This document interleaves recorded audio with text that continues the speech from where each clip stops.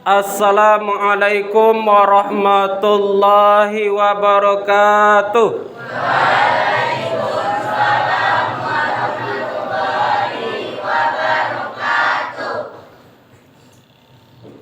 Tanam pinang rapat-rapat, supaya puyuh tak dapat lari.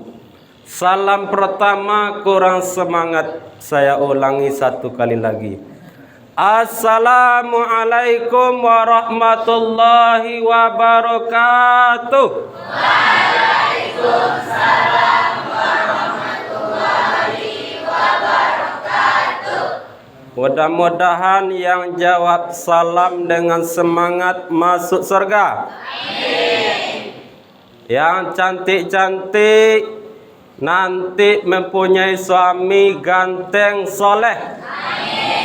Yang laki-laki yang menjawab salam yang semangat nanti mendapatkan istri yang cantik solehah. Saya doakan seluruhnya yang menjawab salam dengan semangat menjadi orang yang berhasil dunia dan akhirat. Bismillahirrahmanirrahim. Alhamdulillahirabbil alamin, wassalatu wassalamu ala Rasulillah Sayyidina Muhammad ibni Abdillah wa ala alihi wa sahbihi wa mawalah.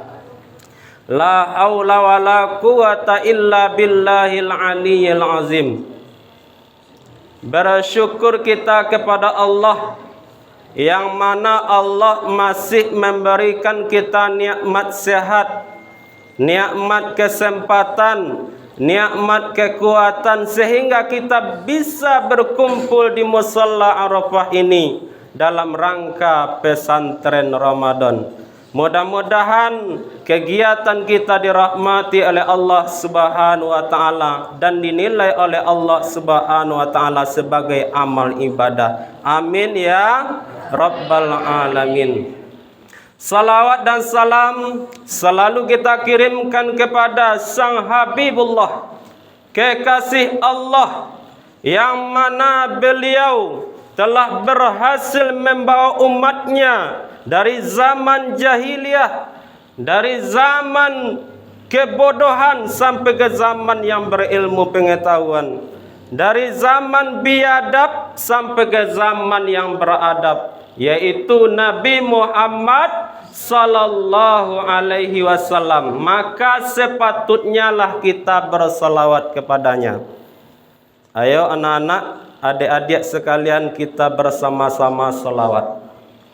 Sallallahu ala Muhammad, sallallahu alaihi wasallam,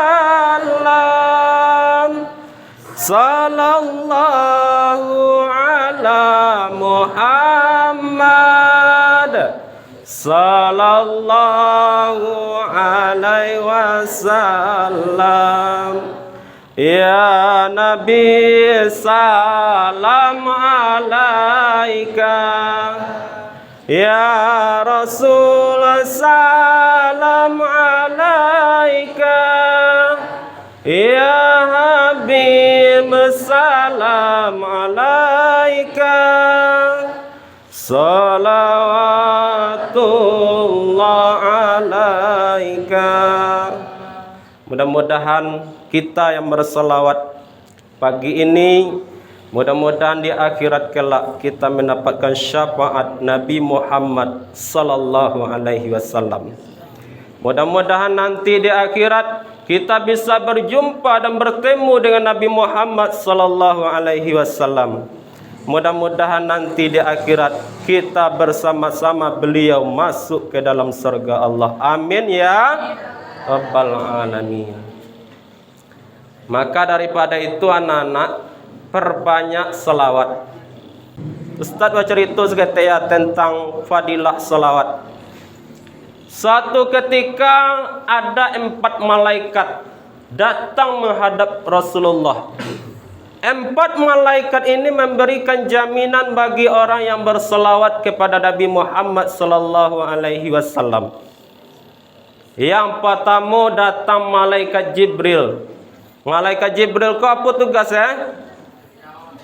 Menyampaikan wahyu, mencabut nyawa. Itu Israel tuh, malawan puasa. Yang pertama datang malaikat Jibril memberikan jaminan kepada Rasulullah. Ya Rasulullah, ya Rasulullah, siapa saja di antara umatmu yang berselawat kepadamu 10 kali dalam sehari semalam, nanti di akhirat ketika dia meniti jembatan Siratul Mustaqim. Jembatan Siratul Mustaqim itu adik-adik, itu rambut dibelah 7, bagat tajam itu.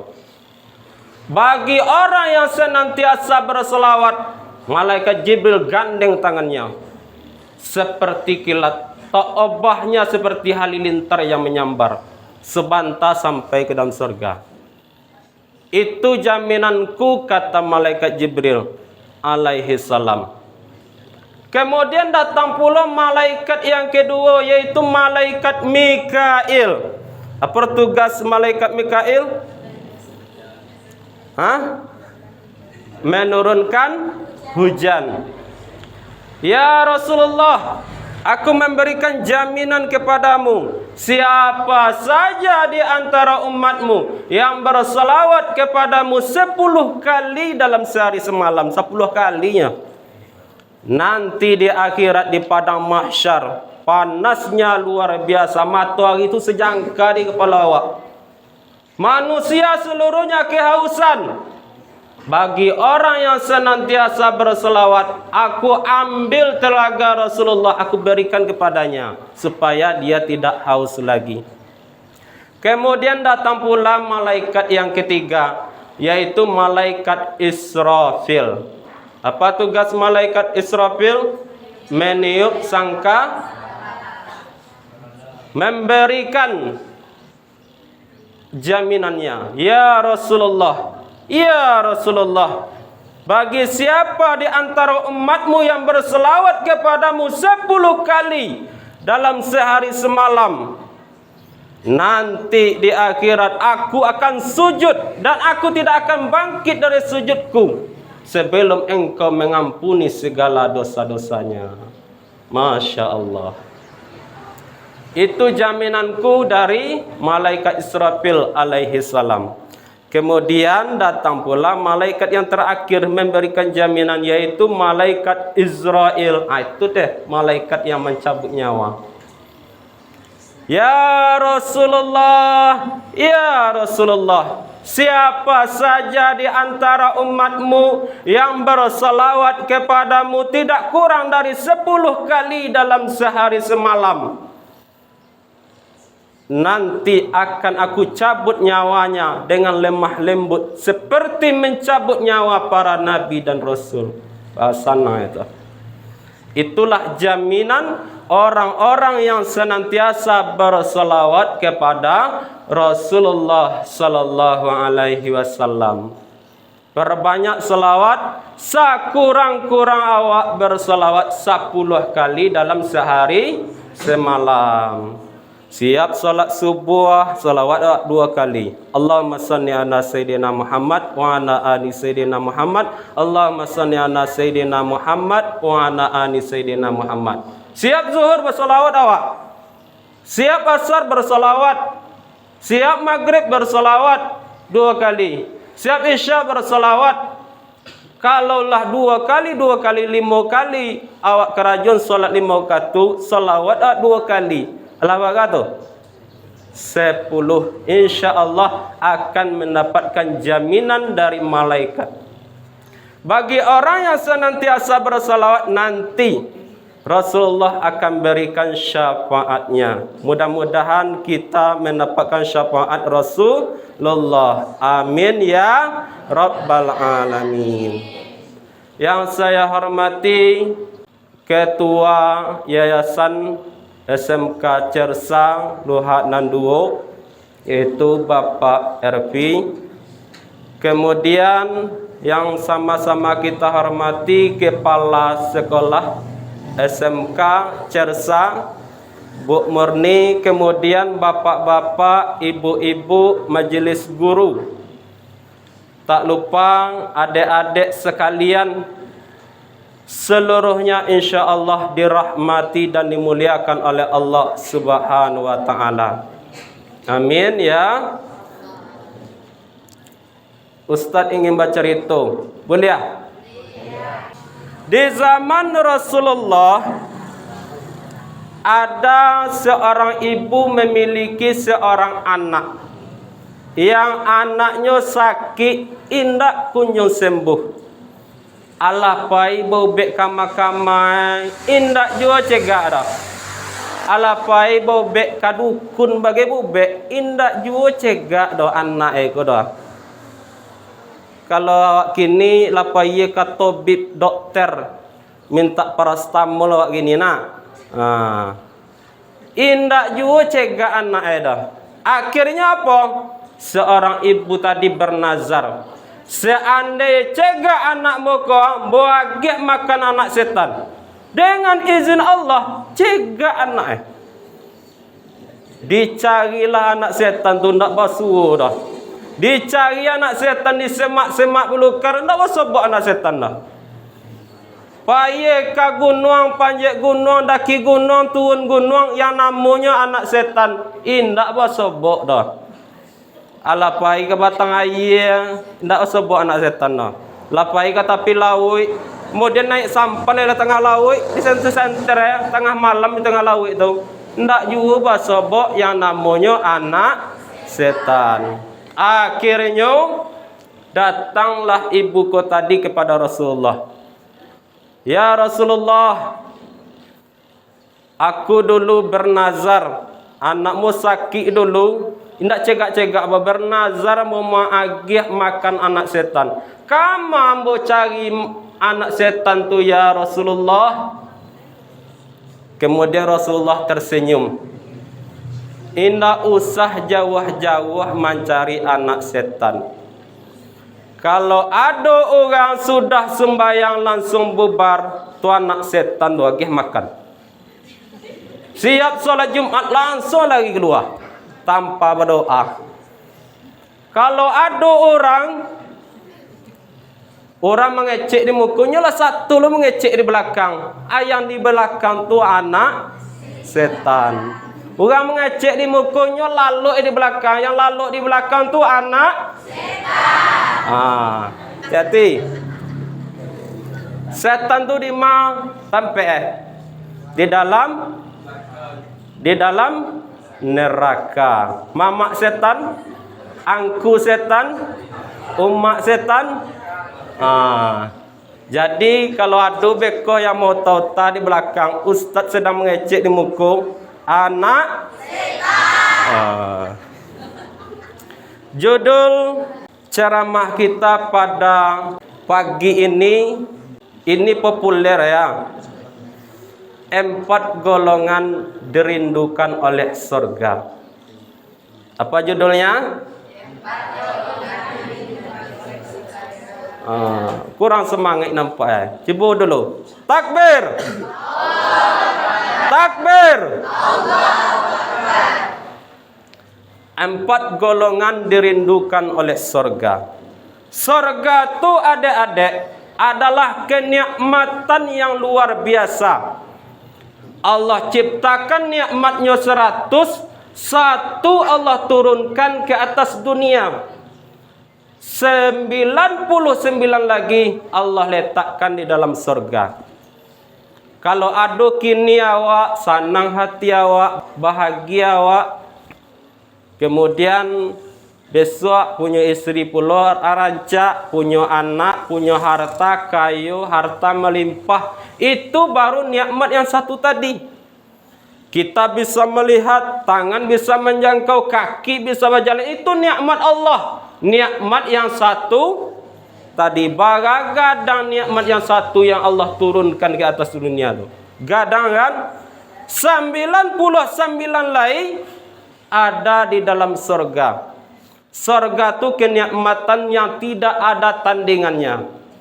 Adik-adik pernah ke pantai Sasak? Hah? Nak yakin Ustaz dah kalau adik-adik kau nak pernah pantai Sasak? Karena macam lihat Pohon Seribu. Indahnya luar biasa. Anginnya sepoi-sepoi, sejuk, ombaknya bergelombang, indah. Di dalam surga lebih indah daripada itu. Pernah adik-adik makan makanan yang lezat, enak? Kalau Ustaz, makanan yang paling lama menurut Ustaz pecel ayam. Pecel ayam di mana tu? Dekat si pampik, dekat Kaabah di muka Siapa yang ala panah kat situ? Ustaz kalau gajian pasti pergi ke sinan dah. Sekali sebulan. Sekali sebulan ya. Apa yang kita makan hari ini enak, lezat, di dalam surga lebih enak daripada itu. Yang laki-laki pernah melihat wanita cantik kayak Biola, kayak Syahrini, maju mundur cantik. Di dalam surga lebih cantik daripada itu bidadarinya. Bidadari dalam surga tu katia harum. Kalau wanita cantik di atas dunia kok masam. Jadi surga tun kenikmatan yang tidak ada tandingannya. Kata Allah di dalam hadis qudsi, "A'dadtu li ibadis salihin." Aku sediakan untuk hamba-hambaku yang soleh, patuh, taat kepada Allah, yaitu surga yang luar biasa yang tidak ada tandingannya.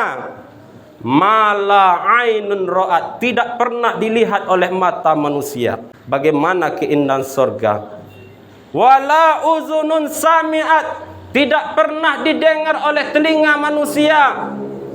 Wala khatara ala qalbin bashar, tidak pernah terlintas di hati manusia. Di situ tiawak akan kembali bagi orang yang patuh, yang taat kepada Allah Subhanahu wa taala. Lain nama masuk surga. Ada 4 golongan yang dirindukan oleh surga. Al jannatu mustaqatin ila arba'atin nafarin. Talil Quran wa hafizil lisan wa mut'imil ji'an wa sa'imin fi syahri Ramadan. Ada 4 golongan yang dirindukan oleh surga. Surga rindu kawak. Ndak awak rindu ke surga dah. Surga tu pana rindu kawak. Ustaz pai sepampek nak. Ndak lama di telpon di istri Ustaz. Ambo teragak dekat abangnya. Senang hati Ustaz. Iku surga merindu awak. Ndak ingin awak tu. Siapa yang dirindukan oleh surga? Yang pertama, talil Quran. Orang yang senantiasa membaca Al-Quran. Orang yang senantiasa membaca Al-Quran. Al-Quran adalah pedoman hidup kita. Ketika kita baca Al-Quran itu menjadi amal ibadah. Kata Nabi, "Man qara'a harfan min kitabillah falahu hasanatun wal hasanatu bi asyri amsalha wa la aqulu alif lam mim walakin al alifu harfun wal lamu harfun wa mimu harfun." Siapa yang membaca Al-Quran 1 huruf dari ayat-ayat Allah dinilai dengan 1 kebaikan. Setiap 1 kebaikan dinilai 10 pahala. Kata Nabi, aku tidak mengatakan bahwa alif lam mim itu 1 huruf. Akan tetapi alif 1 huruf, lam 1 huruf, mim 1 huruf. Kalau kita baca alif lam mim lah berapa pahala itu? 30. Lain di siko yang Allah 1 juz baca Quran. Kalianlah tu cie huruf 10 pahala. Bagadang pahala itu. Jadi orang yang senantiasa membaca Al-Quran dirindukan oleh surga. Usahakanlah baca Quran walaupun sehalaman sehari atau separuh halaman. InsyaAllah kalau rutin awak membaca dirindukan oleh surga. Yang kedua, orang yang dirindukan oleh surga wahafizil lisan. Orang yang senantiasa menjaga lisannya, lidahnya dari perkataan-perkataan kotor. Apa contoh yang menyabui partai PAN? Nah, titik-titik ujungnya. Itulah kalianlah melanjut itu. Atau menyebut nama binatang, anjing, bawak, cingkuak, karo, simpai kepada orang. Indak boleh dah. Ini bukan termasuk ahli surga yang dirindukan oleh surga. Ustaz pernah juga nyabik anjing ya. Pulang Ustaz dari Cipampek, di tengah jalan lewat sakile, hampir terjatuh. Ternyata yang lewat tu anjing. Iyo anjing. Kalau ke anjing, awak sabi anjing awak ada. Emang inyo tu anjing. Tapi kalau kita sabi anjing di depan orang, sakit nak dia. Ada orang disabui anjing.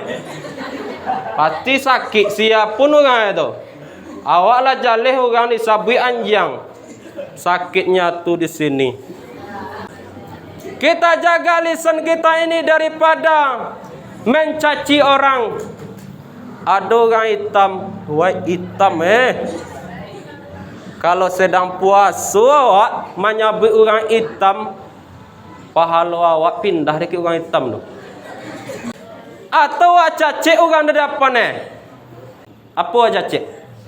Kadang ni jerawe ang pindah pahala awak kinyo. Dibalik Bang kadang puluh jerawe hanya. Akhirnya sampodo ya dia. Kemudian kita hindari lisan kita ini daripada membuka aib orang, menceritakan keburukan orang. Itu kata Allah, siapa yang membuka aib orang, menceritakan keburukan orang, sama dengan memakan bangkai saudaranya sendiri yang sudah meninggal dunia. Ada saudara awak meninggal, awak makan bangkai. Itu dia sadis orang yang menceritakan aib orang, orang yang menceritakan keburukan orang. Ada di situ tu. Alhamdulillah tidak ada dah. Jadi orang yang menjaga lisannya termasuk orang yang dirindukan oleh surga. Kemudian orang yang dirindukan oleh surga yang nomor 3 adalah wa mut'imil ji'an, memberi makan kepada orang yang lapar. Artinya kalau kita melihat ada orang miskin yang membutuhkan, anak yatim yang membutuhkan, kita bantu mereka, kita santuni mereka. Kalau ada pitih awak agih pitih, bersedekah awak. Karena apa anak-anak sekalian?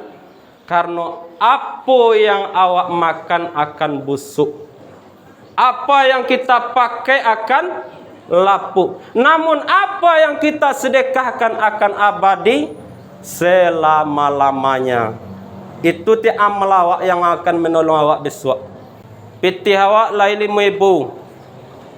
Baga? Pasedekah awak ke anak yatim 2,000. Baga tinggal? Baga? 3. Menurut ulama matematika, jawaban itu benar. Pitih kita 5,000 kita sedekahkan kepada anak yatim tinggal 3,000. Tapi menurut Ustaz tinggal 2,000. Paham ada itu? Yang 3,000 lah itu balik ke marcun. Tuang. Habis. Marcun tu 3,000 dia. Yang tinggal baga 2,000 yang awak sedekahkan tadi. Itulah yang kekal, yang akan menolong kita nanti. Jadi orang yang bersedekah, memberi makan kepada orang lapar, menyantuni anak yatim, membantu orang miskin, termasuk orang yang dirindukan oleh surga. Yang terakhir, orang yang dirindukan oleh surga, wasaimin fi syahri Ramadan, orang yang senantiasa berpuasa di dalam bulan suci Ramadan. Lai berpuasa gini, Allah ada yang tinggal puasa alun alham istiqomah ya dek ya. InsyaAllah kamu dirindukan oleh surga. Saya bahas masalah puasa sedikit, boleh ya?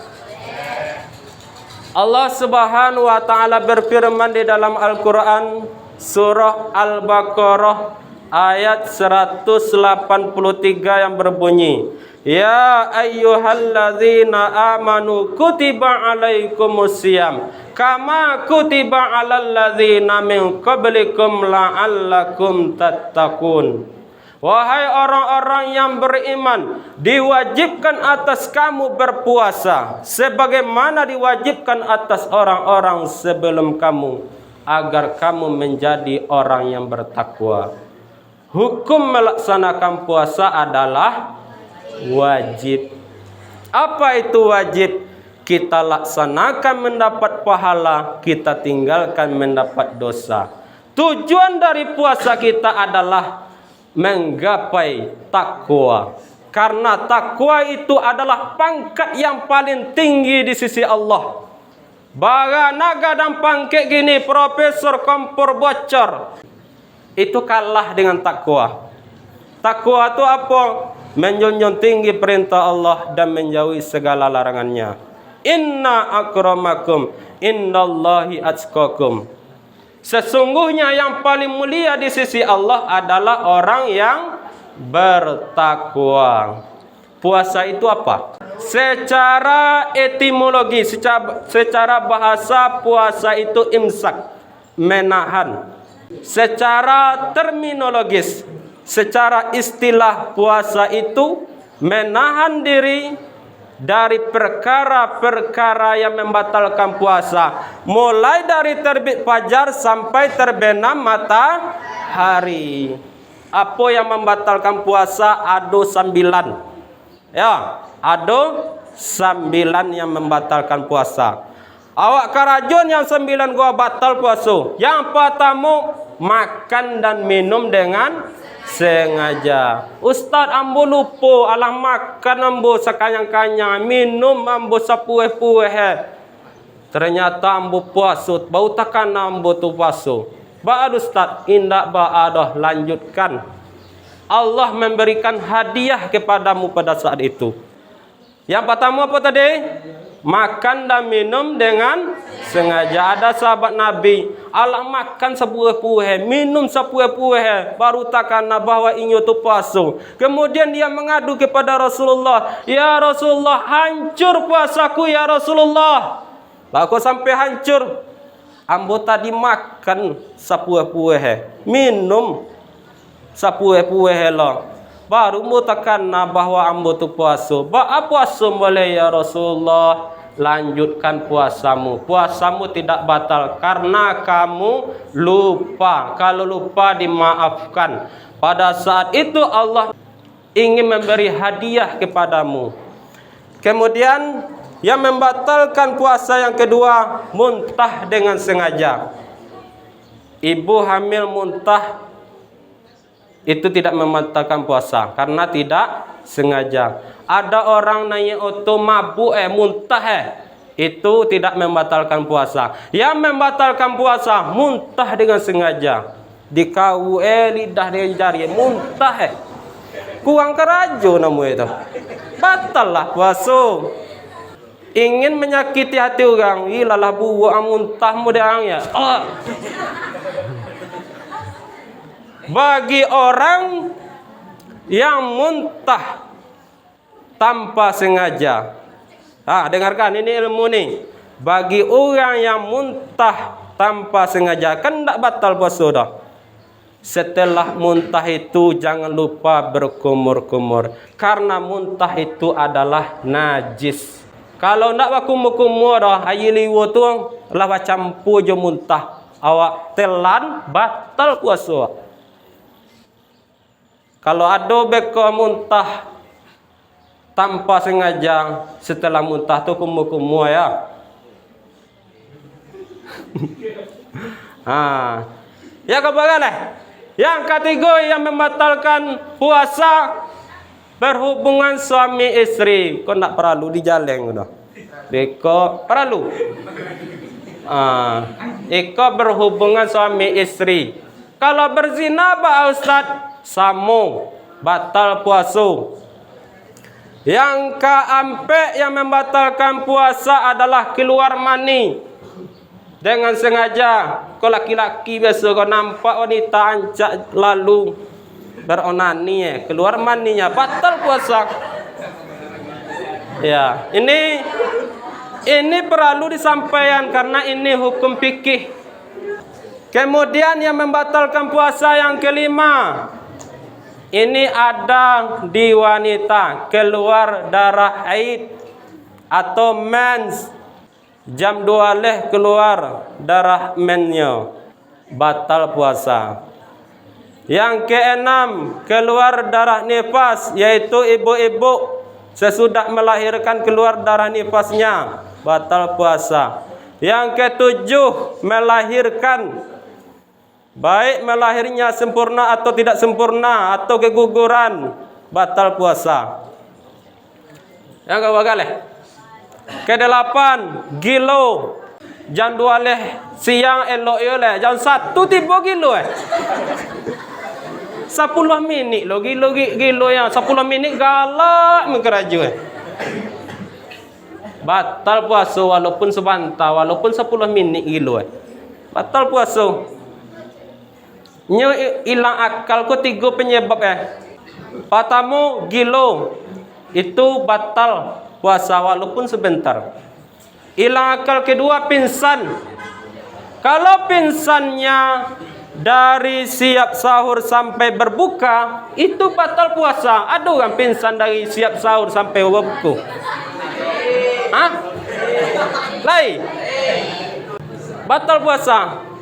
Tapi inyo pingsan dari siap sahur, kemudian terbangun inyo, sadar inyo jam 2 balik siang, walaupun sebentar, kemudian gara-gara mencalik matogi, lah siang pingsan balik sampai lo menjalan babuku, itu ndak batal puasa dah, walaupun sadar sebentar. Itu ndak batal puasa tu dah. Nyo yang membatalkan puasa tu mulai dari siap sahur sampai menjelang maghrib. Sampai maghrib itu batal puasa. Hilang akal yang ketiga, tidur dari siap sahur sampai menjelang berbuka, tak batal puasa dah. Ini tak batal puasa dah. Karena awak nak makan dah. Balas tak tinggal sembahyang. Masalah sembahyang itu beda, bab beda. Kalau masalah puasanya siap sahur sampai terjaga lah. Azan orang, berbuku boleh Tapi amal kita sudah ketek warna. Ada dia orang lalu dari siap sahur sampai berbuku. Sangka bau memang sebentar lalu Kesembilan, murtad.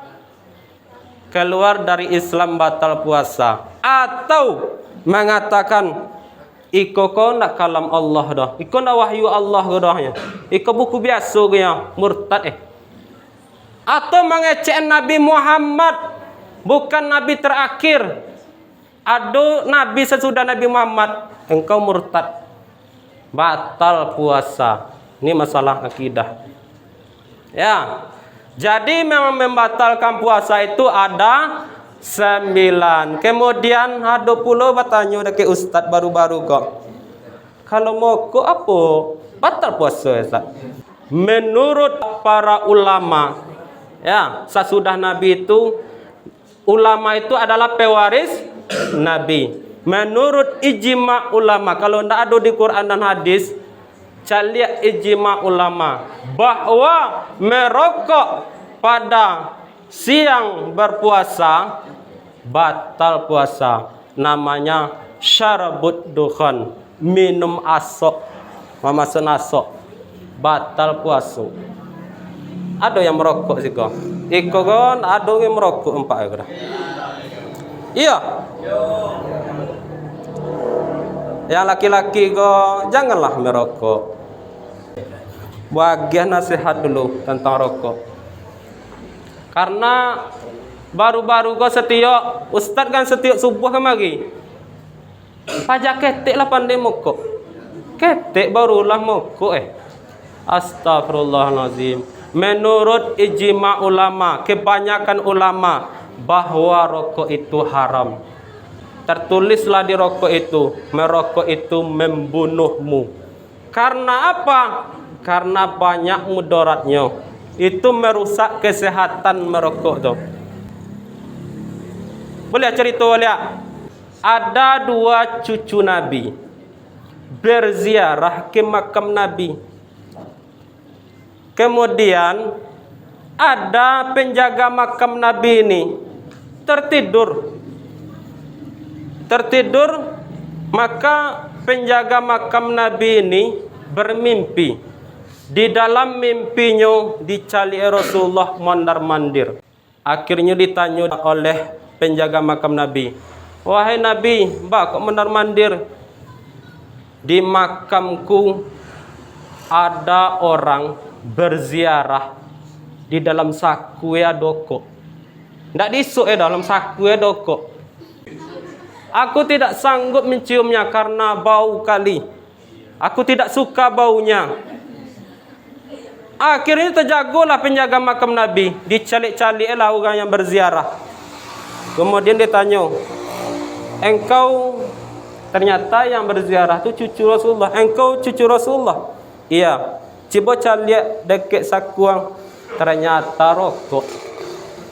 Jadi anak-anak, rokok itu tak boleh dah. Nabi melarang umatnya untuk merokok. Tak suka bau rokok dah. Kalau ada yang merokok, antian lah. Ustaz dulu pernah merokok.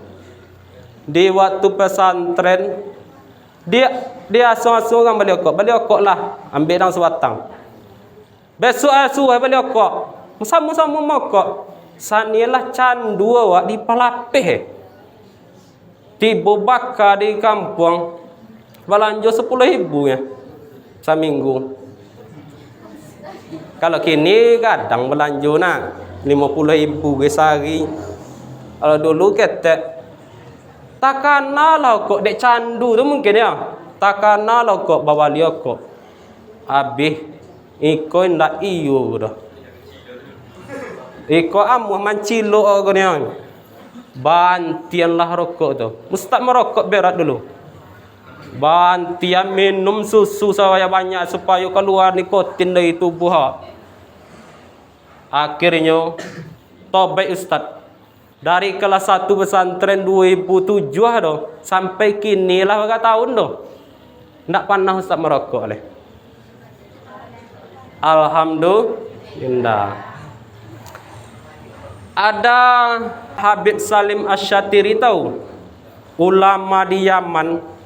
Itu guru buya kami di pesantren Darul Yamani. Guru itu pernah datang orang soleh. Orang soleh. Yang mana orang soleh ini adalah dulunya pecandu rokok. Nah, pecandu rokok. Diceritakanlah bahwa sebelum inyo menjadi orang elok, inyo adalah pecandu rokok. Ambo dulu pernah bermimpi. Mimpi orang pecandu rokok. Di dalam mimpinya oleh Allah dimasukkan di dalam surga. Di dalam surga yang mandir takkan ada inyo rokok. Dia inyo pecandu rokok. Dia ambil rokok di saku. Kemudian diambil mancis nado dah. Mancis nado korek api nak ada di dalam surga tu. api nak ada di dalam surga dah. Kali dia mencari korek api nak basobok dah, nya nak mokok. Pacar we gula. Ternyata di dalam surga tu ada yang tidak ada. Dikatakan seluruhnya ada di dalam surga. Tapi yang 3 ini tidak ada di dalam surga. Pertama, tidak ada api. Yang kalian bayangan masuk surga nanti memasak awak, tak ada dah. Apa yang kita inginkan datang. Ambo lupa nak makan becal ayam ni, datang. Tanpa dimasak. Yang kedua yang tidak ada adalah toilet. Jambayang besok ketika masuk surga tak ciri BAB, astagfirullahalazim, buruk dia basuh itu. Tak ada BAB di dalam surga dah. Tak kancang tak ada dah. Apa yang awak makan? Mie ayam padeh, bakso, itu hanya menjadi kotorannya keringat. Keringat tu nak busuk dah, harum. Seperti harumnya paluh bidadari. Keringat bidadari itu anak-anak, adik-adik, satetes dituan di dalam surga, harum di dalam dunia, ke atas dunia, harum dunia tu sadolah. Satetes ni ya. Keringat awak tu besok harum mode itu tu teh. Seperti harum keringat beda dari apa yang awak makan itu menjadi keringat kotorannya. Tak ada toilet dah. Kemudian yang tak ada di dalam surga tu orang tua dan pajak ketek. Kalau ada orang tua meninggal kini besok di dalam surga Allah mudahkan. Kalau ada pajak ketek meninggal ketikanya masuk surga, mudah samu muasadolah. Kau ustaz dengan kalian samu umur besok kalau seandainya masuk surga. So, amin. Barang muawak 33 tahun. 33 tahun seperti umur Nabi Isa ketika diangkat ke langit. Umur 33 tahun. Sama sadolah. Jadi orang tua di dalam surga ndak ada dah. Pajak ketek di dalam surga ndak ada dah. Seluruhnya dimudahkan Allah. Kembali ke cerita tadi ya. Jadi orang tadi tu dicari korek api nak buat sobok dah. Dicari mancis nak buat sobok dah. Allah panik di dalam surga tu keliling. Kemudian bertanya kepada malaikat penjaga pintu surga. Namanya malaikat Ridwan. Hai malaikat, bagus nak ada api. Api nak boleh ada di dalam surga dah. Ingin api, baikkan neraka. Boleh malaikat Ridwan izin musbanta. Boleh ya. Boleh ya. Bagi waktu 10 minit ya. Akhirnya orang bercandu rokok tadi payahlah ke dalam surga. Ditutup pintu. Astagfirullahalazim. Melawan puasa. Ditutup Allah pintu neraka. Assalamualaikum malaikat Malik. Siapa? Nyo malaikat Malik kon seram muka kau. Nyo galak kepada Nabi Ciek punya. Siapa? Ana min ahlil jannah. Saya keluarga dari surga. Mangga. Minta api seketek. Ampun apa? Akhirnya apa? Dibukalah di malaikat Malik pintu neraka. Sakatiko dibuka disembai muka yang weh. Tapi aku duit. Kemudian besok elok tadi. Besok lah dapat api nak masuk ke surga balik. Ditutup oleh pintu surga. Assalamualaikum. Waalaikumsalam. Siapa kecek malaikat Ridwan? Saya yang tadi yang minta izin. Boleh masuk. Apa di tangan orang tuanya? Okoknya. Orang mekok nak boleh masuk surga dah. Tu api tu aja. Akhirnya ditutup di malaikat Ridwan tu pintu surga. Tak kurang lah hanya di luar. Orang tak kurang di dalam biasa, tak kurang di luar. Tak jadi masuk surga dah. Akhirnya terjaga dari mimpi tobat langsung. Dari mokok jadi orang soleh. Ditinggalnya mokok, sembahyang 5 waktu, di kerajaan ibadah kepada Allah. Ditinggalnya benar rokok tu. Ternyata orang yang merokok bukanlah ahli surga. Bukanlah sifat orang ahli surga. Jadi daripada itu, adik-adik yang ganteng-ganteng kau, hindari merokok ya. Menurut ulama, rokok haram. Tapi ada juga ulama sebagian mengatakan bahwa rokok itu makruh karena dia merokok. Makruh rokok dia hanya. Jadi hindarilah rokok. Rokok itu membatalkan puasa. Orang yang merokok tidak bisa masuk surga. Mulai dari kini bergantilah merokok. Apa manfaat puasa yang kita laksanakan hari ini untuk akhirat awak?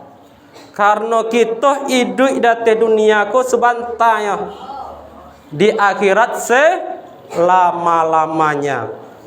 Apa manfaat puasa ko di akhirat? Ya, catat. Yang pertama manfaat puasa di akhirat nanti bagi orang yang senantiasa berpuasa akan masuk pintu khusus. Di dalam surga itu ada 8 pintu. Salah satu pintunya bernama pintu Ar-Rayyan. Ciek pintu tu sajauh mata memandang. Bagalawih pintu tu. Tapi orang masuk ke dalam surga tu berdesak-desaan. Tu gadang pintu, gerbang pintu surga tu sajauh mata memandang ciek pintu. Berdesakan orang masuk ke dalam surga. Sakit atau banyak masuk surga tu? Banyak. Mudah-mudahan yang berdesa-desakan itu termasuklah kita sadolah. Amin ya Rabbal Alamin. Orang yang berpuasa, manfaatnya di akhirat dia akan masuk ke dalam pintu Ar-Rayyan. Pintu Ar-Rayyan ini, pintu surga Ar-Rayyan ini hanya dimasuki oleh orang-orang yang senantiasa berpuasa di dalam bulan suci Ramadan. Mudah-mudahan kalian istiqomah berpuasa sampai akhir Ramadan.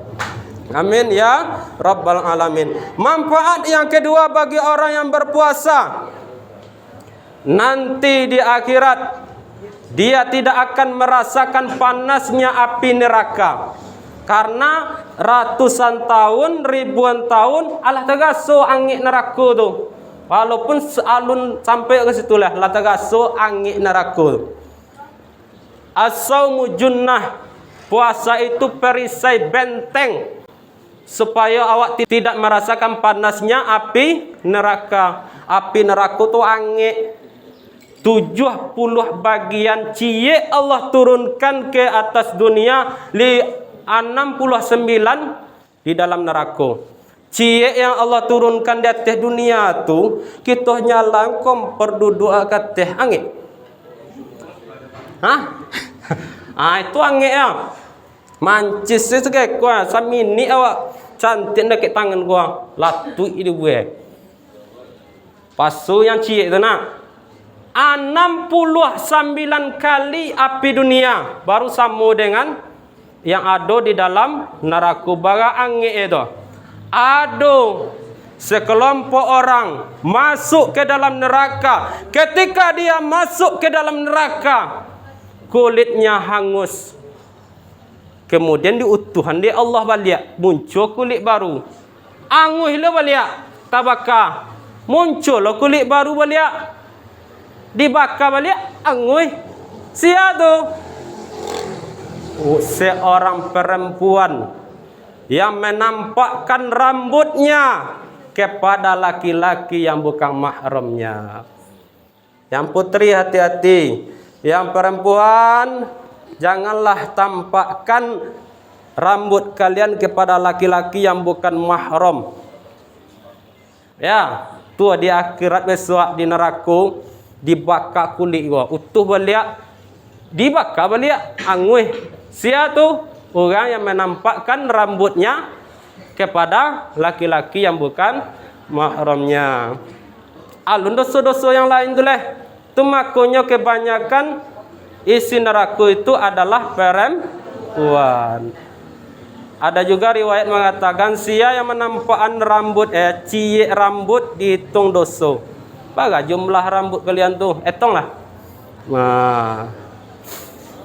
Kemudian orang yang melaksanakan ibadah puasa, keuntungannya di akhirat nanti, manfaatnya yang akan kita rasakan di akhirat, yaitu dia akan berjumpa dengan Tuhannya. Ya, lisaimin farhatani. Bagi orang yang berpuasa itu ada dua kebahagiaan. Farhatun alal fitrah. Berbahagia ketika berbuka puasa. Pertama berbahagia ketika berbuka puasa. Sadolah di bali cindu. Tapai. Ya, ayam di bali pasal apa tu? Sadolah di bali Ketika azan maghrib berkumandang, senang hati, bahagia. Bahagia nak? Hah? Walaupun yang dimakan seketik, yang banyak yang tinggal. Ya. Kemudian kebahagiaan yang akan kita rasakan nanti akan bertemu dengan Tuhannya. Farhatun liqa'i rabbih. Kebahagiaan berjumpa dengan Tuhannya yang menciptakan awak. Kalau awak bersobok dengan Bapak Presiden Jokowi datang kemari untuk bersobok jawab, agak hati ada. Yang Jokowi leh, Bapak Amswardi, Bapak Bupati datang ke rumah awak, mencari awak, baga senang hati dah. Ikut Tuhan yang menciptakan awak, yang magi awak rasaki. Itu bana yang kita cari. Itulah kebahagiaan yang sesungguhnya nanti ketika kita berada di dalam surga. Mudah-mudahan kita yang berada di musala ini seluruhnya orang-orang yang dirindukan oleh surga. Apa syaratnya tadi? Pertama, talil Quran. Orang yang senantiasa membaca Al-Quran.